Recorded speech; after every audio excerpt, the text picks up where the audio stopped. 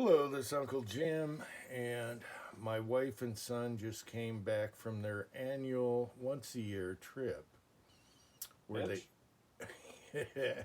where my son goes to the swap meet and weighs down her car down to the axles coming home. Wasn't that bad. And every year I say, don't bring anything heavy or repeats or bulky. We don't have room in the garage. Oh, you know that ain't gonna happen. But every year he does good. So I'm going to show you a few things. We'll start off with simple and cheap and go to like holy grail stuff. All right, so as a peace offering, because he knew I was watching the height on the wheels on the back of the car when they showed up, he bought me an old Lee mold, 44 Magnum, the Big Daddy 310, and these don't have the pins. It's the old style where they have the lugs that lock up. Okay, and it looks like it hasn't been used much at all. The screw plate is really tight. And he's like, "Did you need that, Dad?" And I'm like, "Yeah, don't you remember when we turned one into a hollow point mold?" and so this is a newer style, okay? Oh, I just dropped the hollow pointer. And so, anyway, I was happy to see that because I'm very curious how this one drops because my newer one, several years ago, it only drops at like 351 and you want oversized or 431 and you want oversized. You don't want minimum in case you're using a lever that has a bigger bore or something or a revolver. And so we'll do a test on this one and see if it has a larger diameter in here. All right, so I butchered one half of this and it works out great for hollow points. Why didn't I use this in the last video? The Big Daddy 310 hollow pointer that we made. Oh well. All right, continuing rambling. This could get long. So as another gift, and I thought this was funny, he's like, oh yeah, he digs in a box and he goes, I know I couldn't find you any Starrett or Mitutoyo calipers. There wasn't any good deals on it. I was asking the guy at the garage sale for those. Yeah, but I found you this one, and lo and behold, it's identical to my old, reliable 15 years. I've had this 15 or more years. They are identical, and this wheel is starting to wear out. I've used it so much. And so I'm playing with this one. I'm like, okay, it's dead. It doesn't have a battery. I put a battery in it, and it works perfect. And the funny thing is, they both measure identically the same. That's a 432 bullet. And this one's smoother and doesn't have the issue of being worn out like my other one. So I'm like, hell yeah, Negro. And so that was awesome. All right, let's get to the good stuff. Well, here's another neat thing. And okay, it's going to take a whole video to cover the stuff he brought home. Now, this thing goes onto your glasses so you can see stuff. All right?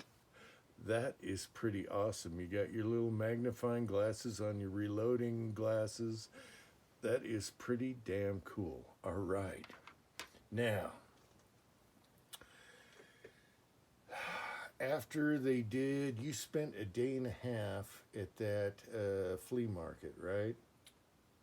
Yeah, pretty much a day and a half. Day and a half, he found a beautiful hay button mini from pre 1900s. It's a 70-pound hay button. It's Okay, an anvil. pre 1908. And one thing I told him is don't bring home any more anvils. We got enough of them. But I fell in love with this one. It's around 1900 or whatever, and it matches his big, heavy one. All right, the one he fell in love with. So we got to do a video on that. Okay, here's the funny thing. Then they go to the ocean. It Westport.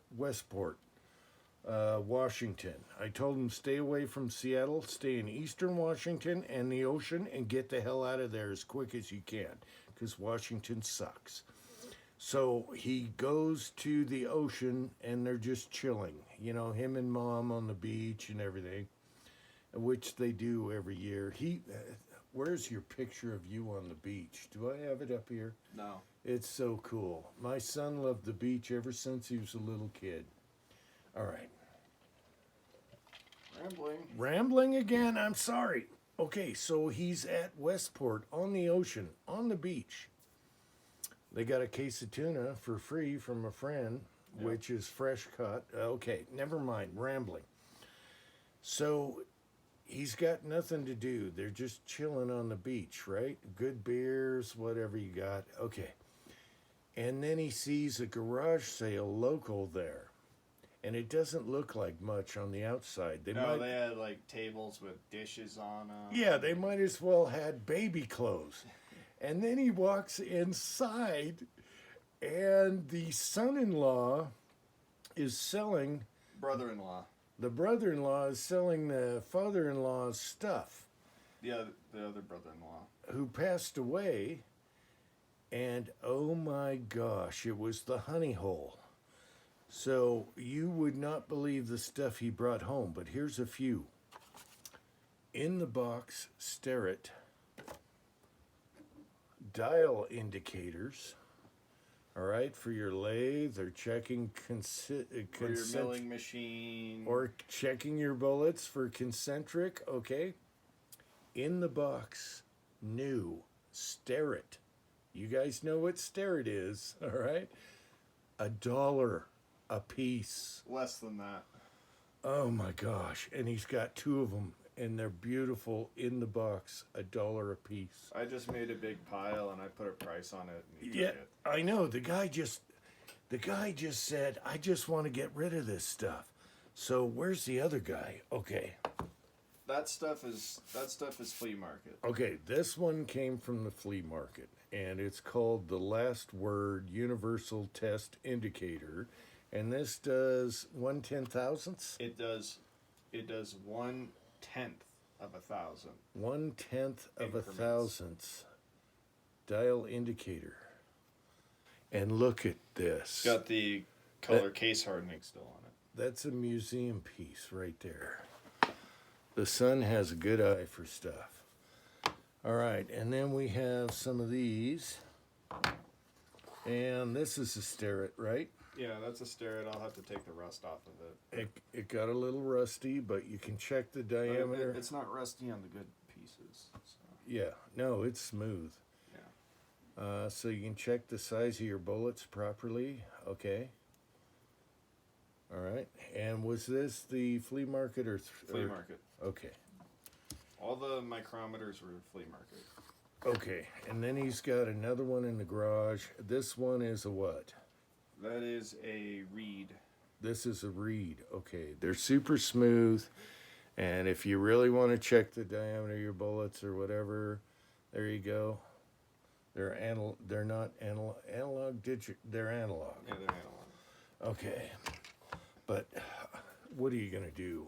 You got a retro box here. Oh my gosh. Yeah, that'll go good with my... Okay, what else? He's got Starrett boxes here. These were garage sale? Those were garage sale. Okay, so what is this? This is a level. That is a Starrett Precision Level.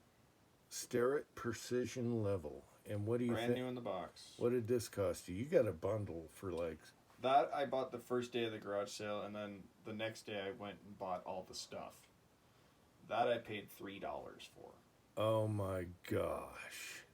Are you kidding me? And that's to level off your precision stuff right there. All right. In the box, and it's all steel and it's beautiful. All right, what the hell? That's a micrometer head from the same guy. That one was in the lot of stuff that I bought. Okay, here's a Starrett micrometer head. That's like if you want to make your own micrometer jig thing. And or replace the one in your micrometer. What do you think that cost you? Look at that. It's still got the. 10 cents. Oh my gosh. Like I said, I piled it all in that big heap of stuff, and I paid $75. Yeah, he paid $75. There's more than 75 items. You wouldn't believe the stuff he brought home. All the nuts, bolts, nuts, everything. bolts, washers, screws, Oh. brass fittings, No, the reamers. reamers, cutters, He's carbide, he's got reamers. He's got a box boring of reamers. bars. I have boring bars.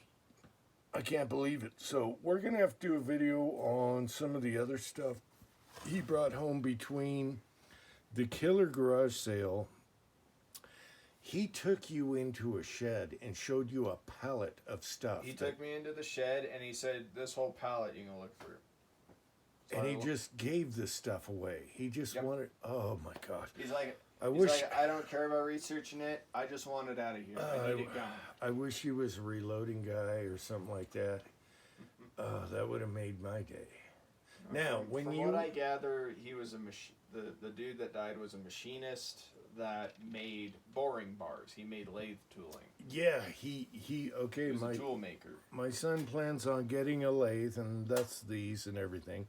He's gonna get a metal lathe sooner or later.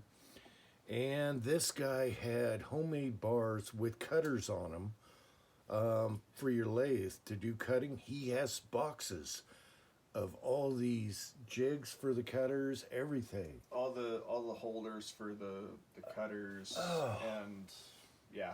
And this is where you find the good stuff. You know, someone passed away, the in-laws or the family are like, I don't know what this stuff is. Just get rid of it. I want it out of here. I mean, he knew what it all was. A but he didn't dollar. care. We're talking $1 for a dial indicator. No, Stare it. No, less than $1. All right, let's. probably like 10 let's. cents, like I I don't said. care. I don't care $1 for that. Are you crazy? Anyway, I'm glad the family came home safe. It's crazy town out there. And as soon as they came back to America and I saw that Utah border, he took a picture where they were. Idaho's good too. I know it was good. And as soon as he took pictures, he always takes a picture of the state line when he crosses. And once he got out of Oregon, I was like a happy man. I'm like, all right, you're okay. As long as you make it home safe with all these crazies out there. Yep. I guess that's it. You got anything else to say? You got a $10 chainsaw that looks brand new. Yeah, I got a McCullough ProMac 555 57.3 cc saw. Looks brand And we spanking only- new we for only have- $10. Yeah, what did I talk about repeats though? How many chainsaws do we have? 50? Most of them are 1010s. Do we have 15 chainsaws now? Probably more along the lines of 17. 17? Maybe 18. I don't know. Anyway, he brought me some peace offerings. I'm very happy to have identical calipers that are smoother. That's my go-to beater. And this thing, I put a battery in it, and it's awesome. It measures exactly like my old trusty. And of course, I use the analog also. So I'm going to cast this guy. Man, they had that sprue plate too tight. And hopefully I get more than 431 out of this one, because the newer Lee was a little undersized for my taste. And that would be great. And also, I got 2 cavities instead of one being used for a hollow point. Maybe I'll hollow point both of these and use this for straight. And we make this for the Big Daddy 44 Magnums. Use soft lead. Oh, there's the cross. Why didn't I use that today? Use these and you never have to worry about hollow points in 44 ever again. Any last words, boy? No? Bitch? Bitch. Until next time, we'll do a full video on the bounty. All right.